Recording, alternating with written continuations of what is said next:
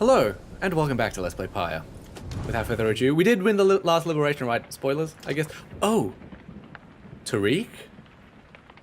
Am I meant to be able to talk to Tariq? Excuse me for a minute, I just... Going achievement hunting right now. The Lone Minstrel's white loot offers you glimpses of your journey through the downside through the music it contains. I want to hear... Ooh. Ooh. Hold on. I want to listen to this. I just got an achievement down here, the white loot. I'm sorry, just achievement hunting. Is the music playing? Oh, it's an acoustic version, huh? Hey Tariq, I'm listening. After the liberation of Gay, you find the Lone Minstrel back in the wagon looking as though no such thing had just occurred this night. You see him tilt his head as you approach. Some words of congratulations are in order for this evening, I should think, reader, and so congratulations on prevailing in the liberation rite. Surely Gay shall be most grateful, and her safe return onto your commonwealth ought benefit the plan, which you now all play a part. 56%. As for your adversaries, the dissidents, this must have been a bitter loss for them and Barker, although they must have known their chance was far from certain. Thus, shall we all await the next turn of the cycle of the rites. Celeste and I are to return to our respective duties for the time, as now Scribe's Gate is sealed. I await the next we all shall meet, where next you may yet live up to the glory of the Nightwings in the eyes of the 8 scribes, which yet shine down for us. He trails off, then nods to you in his cordial manner, and bids you a good rest of the evening. Is he... I don't think I ever had a chance to speak to Tariq like that. The stars themselves are fading, so too are our opportunities at liberty. Then what are we to do? Give in? We have to see this through. Agreed, Walfred. I wonder...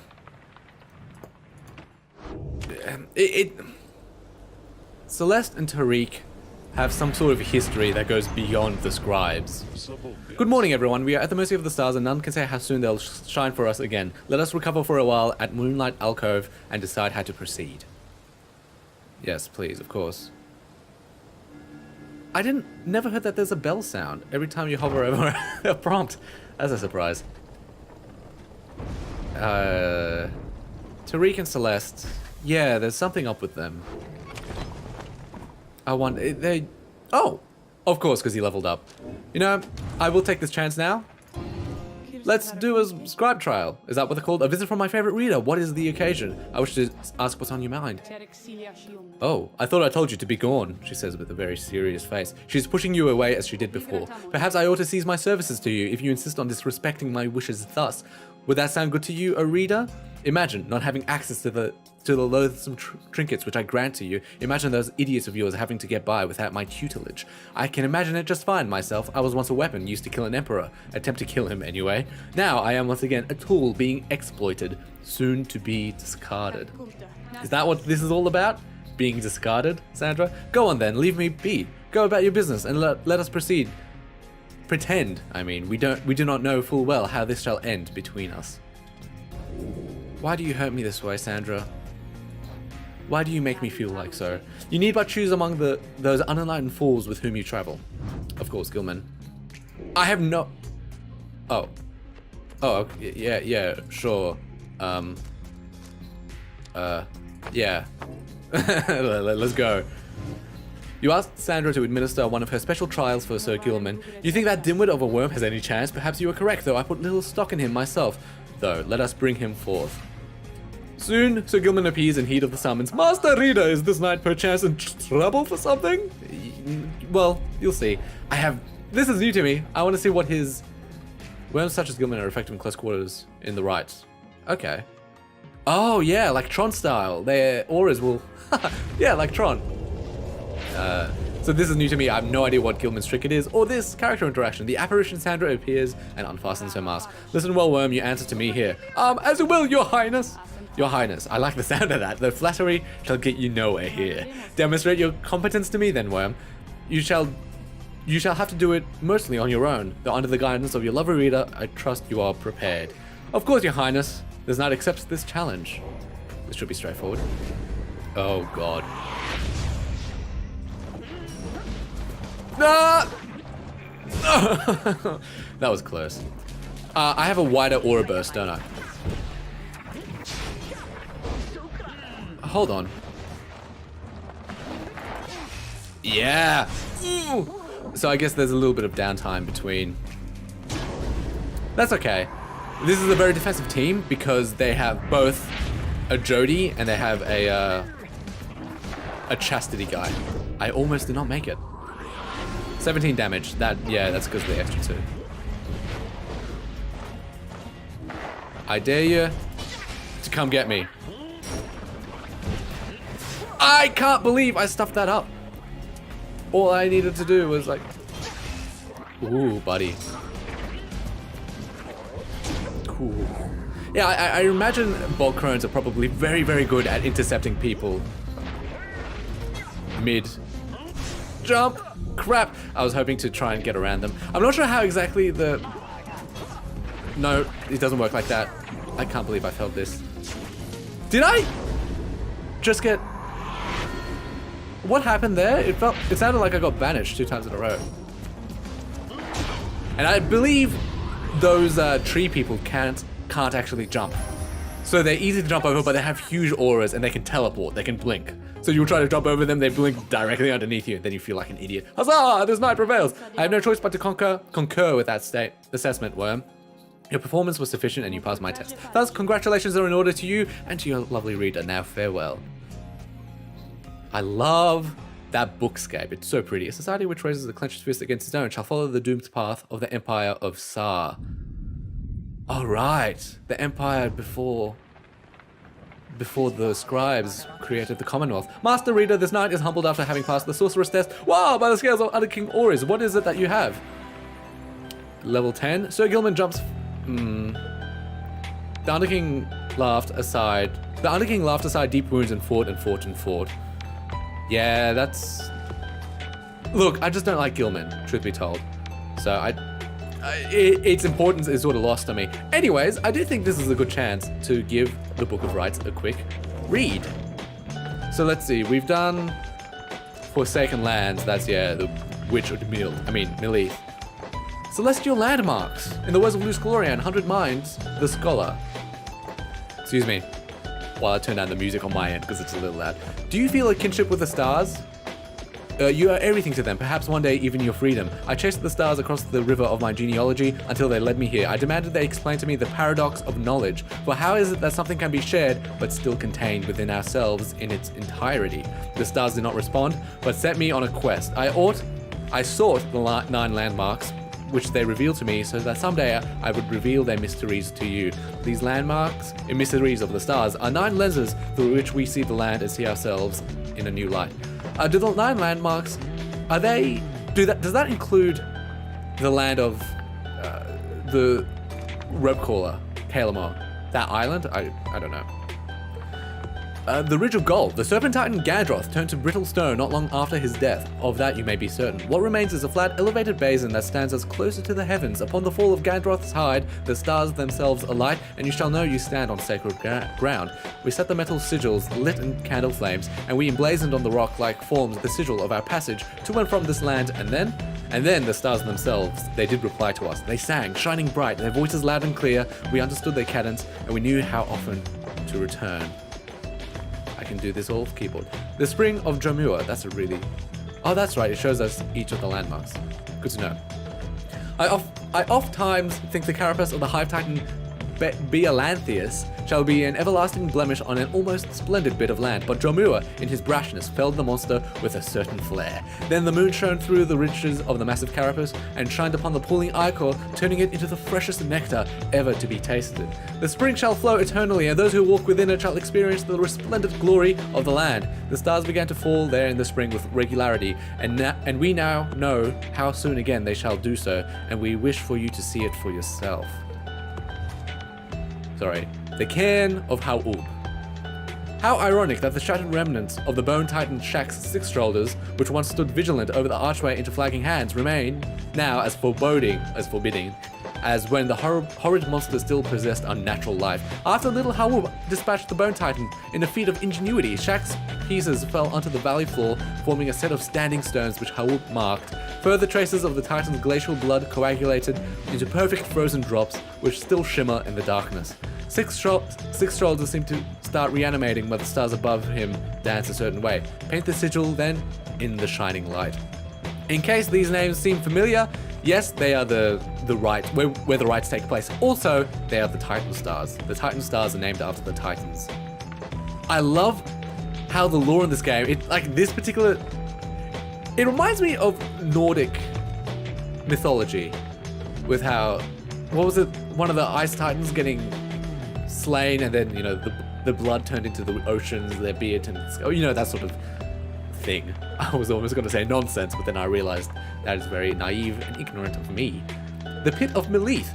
If there is one celestial landmark in which I wish I would never again wish to tread, unless of course the stars beseeched me to it, it has to be the pit.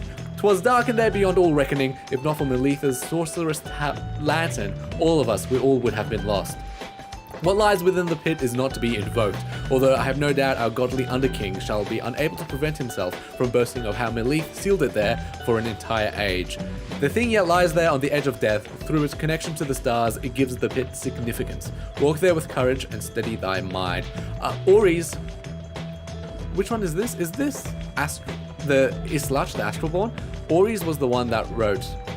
Yeah, Ori's was the one that wrote about the actual Titans themselves, not the stars. The Hulk of Ori's, the Dazraban was the first of many river ships to vanish in the downside. Although presumptuous of its loss, were not accurate. Presumptions of its loss were not inaccurate. The doomed ship and her valiant crew had charted half the Sea of Solace ere the end of their brave voyage. The sea's titan, unfathomed Plurnes, was not fond of vessels sullying her sea and split the doomed ship with a single swipe. The ship's own shattered prow would later end the Sea Titan's cruel reign, as the boastful Underking loves to recount. The stars themselves must have been moved by that point within the sea, now sacred, as the stars dancing in homage every now and again. That explains that, yeah, that's a bow of a ship. Wow, that is metal. The Isle of Kalamer. The traitor Kalamer Ropecaller. Whereas he brought about our empire's fall, whereas he nearly claimed the life of our dear Soliam. We forgive him. We have forgiven him. We give a certain thanks to him, for he has played a vital part in the Stars' plan. If not for him, then we, the Eight, would never have aligned. We never found the Ropecaller. He fled into the sea towards an isle which we knew well to avoid. 'Twas there we think that Kalamer's tattered mantle finally did him in, among the wild imps. Should the stars ever converge about that isle, it shall be to signify that their long dance across the skies is drawing to a close. Excuse me. Wait. So, does that mean the Isle of Kalamer, the stars only appear above it when it's close to a liberation rite? Or stars appear above the Isle of Kalamer when the stars when the rites themselves are beginning to end? I think it's the former, not the latter. Just something to keep in mind. We'll actually learn about what that tattered mantle is about, because that's a Titan star. Yeah, the Isle of Kalamer isn't the Titan. The tattered mantle is the Titan. The Nest of Trieste. The ashen effigy of the nightmare titan Zilvius horse-headed looms as dark as ever on the precipices of the Black Basin, where her chaotic influences sundered the land itself until it wept with fire. The very instant that our graceful friend Trieste Tithys finally laid to rest the greater titan with the power of the holy scepter of the empire, the stars shone down upon us all with blinding light. Trieste thought that she could bear her children in the warmth here, but alas. Now the stars revisit that locale with regularity. The fissures in the rock do pose more danger than one ought invite, but summons to the nest is to be honored. Excuse me a second. I'm going to pause the game for a minute because the thought occurred to me. Everything should be working now. That I might have forgotten to start recording. The Glade of Lu. Never have I witnessed an affront to nature, mine and everyone's, quite like the poisoned woods of limbless Arizek, the root titan, in his suffocating influence. Keep in mind, Luce Glorian is the tree scribe. I shall leave it to the boastful Underking to tell you more of Arizek's vanquishing, whilst I might tell you something about the glade that he protected, which became my own, for my own genealogy now occupies the soil there and strives forevermore to prevent Arizek from taking root again. The brambles of the glade are constantly encroaching on themselves, then falling once again to dust. This miraculous cycle, reflected in the starlight piercing through the canopy, needs to be witnessed whenever the stars invite an audience. Oh, hold on. The tree isn't the titan. It's the things at the bottom of the corpse, right? the tree is what's holding the Titan in place, presumably. And the fall of Soliam. From atop of Mount Elodiel, the downside may be seen in its entirety, or at least felt, since so much of the land is shrouded, but that is hardly all. Through a wondrous miracle there lies upon the highest mountain an inverted fall, whose waters crash not towards the sea, but rush towards the heavens. We speculate these are the very waters which delivered us, but now bend backwards, seeking their return, as do we all. In this phenomenon can freedom be achieved, but only for the chosen when the time is right. This is a path to freedom we cannot traverse, but shall leave open for you, so that you may strive for it. The scribes never returned. They could not return. They gave up their freedom so that you may have yours. That sounds very Jesus-like. He died for your sins, sort of thing. Have I told you I love the lore in this game? I love how it seems to straddle like this fine line between religion, mysticism, and, you know, fact and history. And it feels like a twilight. Oh, I describe it as like the twilight of a religion. A religion before it becomes, I don't know. I love it. I really, really love it. And I'm impressed. Not just by Greg Kasavin's writing. Sure, he did most of the writing. You can definitely see his work shine through, especially when you compare it to Bastion and Transistor. But also, the rest of the team does have an input, and I think that's what really creates such interesting lore and stories. Seriously, Supergiant Games, I love you guys. I really do. I ought to buy your merchandise eventually. I just have no money. Best make yourself as comfortable as possible here for the time, Nightwings. The rites ought to commence again before we know it. Until then, be well. Thank you. Thus, you and your companions remain on the mountaintop, awaiting for the stars to shine again. The cycle of the rites is ending. The news that Volfred and the Lone Minstrel revealed to you now that threatens to disrupt the group's resolve. Who most deserves their freedom? Can there be any hope for your revolutionary plan to change the Commonwealth if 2 exiles manage to return? These questions hang like a fog over you and your companions as you linger there on Mount Elodiel. For now, the exiles of the Nightwings vow to stick together for as many opportunities as they shall have. Many moons pass. One cold evening, Volfred finds you off on your own. Well, my girl, it's time once more. Come see. Volfred indicates the sky, and through the snow you see that he is right. Soon all your companions are gathered. Volfred regards the group in his steady manner. As you all know, I have refrained from participating in the rites myself. This was a long-held choice of mine for a variety of reasons. Chief among those reasons is that I might direct our plan, free from unwanted attention, from both our adversaries here and those who would oppose us in the Commonwealth. Another reason is my past experience conducting the rites. It did not end on good terms. Before my time, the Nightwings comprised of 3 exiles. And this music, if you want to listen to it, is called The Will of the Scribes. Brighton, a former exile of the Nightwings who conducted the rites alongside Aurelek and Erisa. Erisa and Aurelek. He is a former exile betrayed and abandoned in his moment of glory. Little Tizo was with them as well, still learning in their ways. Tizo is gone. After Brighton regained his freedom in the Liberation Rite, the Nightwings took me in. A story for another time, but for one thing, I had capacity to read the ancient book. Anyway, when next we earned it our way into the Liberation Rite, Aurelek was anointed for return. He had long been in exile, and his horns were beginning to show. We prevailed. Little Caesar snuffed the accuser's pyre. Thus, Aurelek earned his freedom. However, just as the shimmer pool was to engulf him, Erisa, she shoved him from the precipice and took her freedom in his stead. She perished, of course. Only the anointed can transcend the shimmer pool, but she thought the warnings were a myth and paid the price. She was always restless. I presumed Aurelek perished too. To survive a fall from Mount Elodiel, I was left alone. Subsequently, I made no attempts to reassemble the Nightwings, knowing that such treachery, such harm was even possible as part of this ordeal. I frankly still do not hold Erisa entirely at fault for what transpired. I hold instead the Commonwealth responsible for it put us in this desperate situation. And I resist the urge to think the rights may partly be to blame as well for pitting brother against brother, sister against sister. Volfred breathes a deep sigh. Now I see that Aurelek yet lives at the time when our plan is already in motion, and even the stars are fading, perhaps a signal that the scribes themselves know that the Nightwings are divided, and that they do not approve. But I choose to take it as a sign that we must act. The scribes have put us in a set of circumstances where one of us may rise to the occasion. The Nightwings and our plans need all the help they can get, and so I have made a decision which I wish to announce here to you all. In the name of the Nightwings, and the reader by your leave, I would conduct the rites again. Long have my skills languished in the matter, I admit, although I trust I shall regain them soon enough. While I once vowed never to conduct the rites again, our present situation calls for all our resources to be brought to bear. So if I may be of use during the rites to come, I shall avail myself. That's all now then. Our reader shall determine where we are headed come first light.